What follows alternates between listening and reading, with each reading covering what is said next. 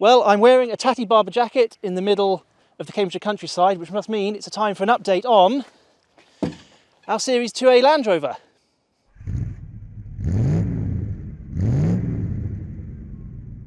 But first, our friends at Lancaster Insurance are running monthly giveaways. You can win all sorts, from experience days to tools, restaurant vouchers and tech. So click the link below at the end of the video to enter their latest competition. So it's been a few months since you last saw our Land Rover, and in that time it's had quite a bit of mechanical work done to the undercarriage, mostly to put right stuff that had gone wrong during its lengthy layup period before we bought it at auction in the summer.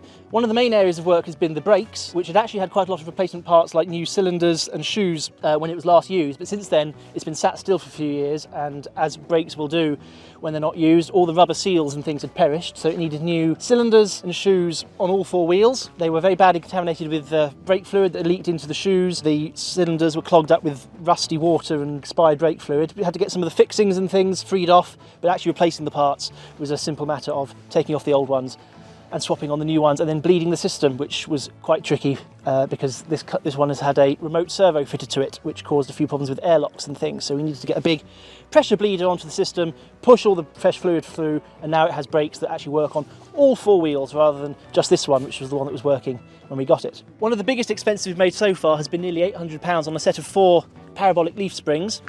Parabolics are a very common upgrade these days to improve the ride quality. The original type leaf springs that they were fitted on from new, obviously the very traditional ones with 8 or 10 steel leaves, which, as well as giving a very harsh ride when it's not laden down with a ton of stuff, on this one had rusted solid, the leaves had splayed open, and basically there was no suspension movement there at all. These new parabolics have a much softer ride, and now it actually has a little bit of flex in it. One of the other biggest costs was nearly £1,000 on a set of brand new 5 Michelin XZL radial tyres, because the tyres that were on here when we bought this Land Rover were perfectly good as tyres, but they were the wrong size. They were the modern metric size ones that you find on Defenders, and long wheelbase Series Land Rovers can only have 750 by 16 imperial size tyres like this one. These are the correct height, they are the narrower width, and they sit nice and securely on the wheels while giving that nice period look with the chunky treads. So that is the rundown of the work we've done to make this Land Rover ride, stop and steer properly, in theory at least. So let's see how it actually works out on the road.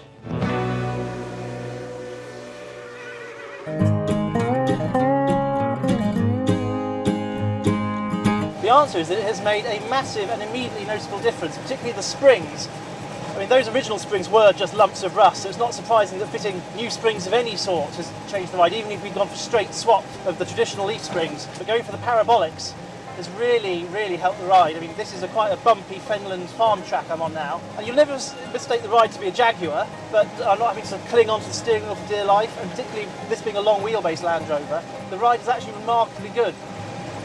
See, I'm just sort of bouncing along here. There's actually a bit of movement in the body because I can actually read the speedo, and that's made a really big improvement. Of course, that's also being helped by those new tyres. They're slightly taller in profile, which always helps take up the bumps, and they're softer rubber because they're proper all-terrain tyres, a tyre type that was originally specified on the Series Land Rovers when they were new. They also help it steer nicely because they're narrower in section than those Defender-sized tyres that were on there originally. The steering's lighter.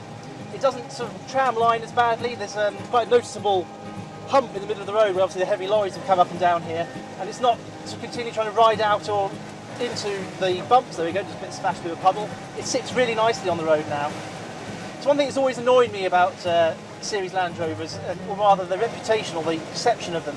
People think that old Land Rovers always have theoretical steering, and you have to be continuously doing this to keep it on the road, and they're meant to wander all over the road and things like that, and that's not true. I mean, again, it's not going to be an MG or a Mazda MX-5. It's not a sports car, but it should sit, even on quite an undulating road like this, nice and settled. And I can take my hands off the steering wheel just to gesticulate wildly for a bit if I wanted to, and it doesn't immediately spear off into the ditch. And at the other end of the process, of course, is the brakes. Again, this is a Series 2 Land Rover, so that means drum brakes on all 4 corners. And again, people think that Land Rovers should only have sort of terrible brakes, and you have to sort of clench your teeth and pray every time you want to stop. But that's just because a lot of them are not in very good condition. And when they're in good nick, they should stop. Remember, this thing weighs nearly 2 tonnes and it's designed to carry a tonne plus 3.5 tonnes on the back, so it should stop well. And this one's got the aftermarket servo, which helps. There's a bit of dead travel in the top of the pedal as the servo comes into play, but once you've done that, it really hauls itself down very nicely. And again, it doesn't pull to one side of it, it's just nice and straight. And you actually have to be quite careful, quite finessed with the pedal travel on those new tyres with the quite chunky treads. So you can just, oh, there we go, that was in fact a bit of a lock-up on that slightly bit of muddy road. But there we go, that's a demonstration there that the brakes actually work very well now. I think that's why I like this so much. It's such a tidy, unmolested example. It's been little used, very well cared for, and so many series Land Rovers, even ones that are cosmetically quite pretty these days, are actually mechanically quite tired, or they haven't been restored to the best standards, or they've had years of cheap pattern parts put on them, and they just don't drive quite as well as they should. This one's largely original, but it's had quite a lot of service items and upkeep done on it over the years, and it really does show them off at their best. I'm not trying to say that, oh, it's just like a car. It's not. It's like a tractor with 12 seats and goes a bit faster than a tractor some of the time, but it's not difficult to drive. Even the gearbox, this is the later Series 2A with the all-synchro gearbox. Land Rover gearboxes have a reputation for being really recalcitrant and grinding, and you have to sort of jiggle the thing like stirring a pudding. But here, just see, it just slots in first go, then down to second, just up, across and in.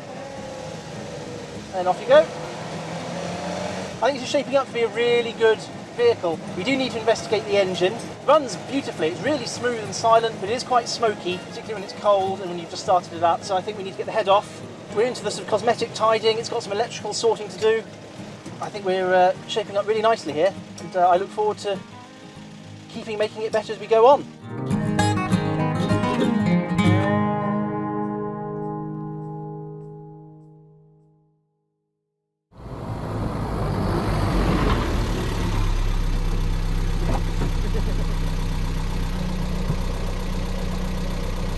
We actually came off on one of the smoother bits of road.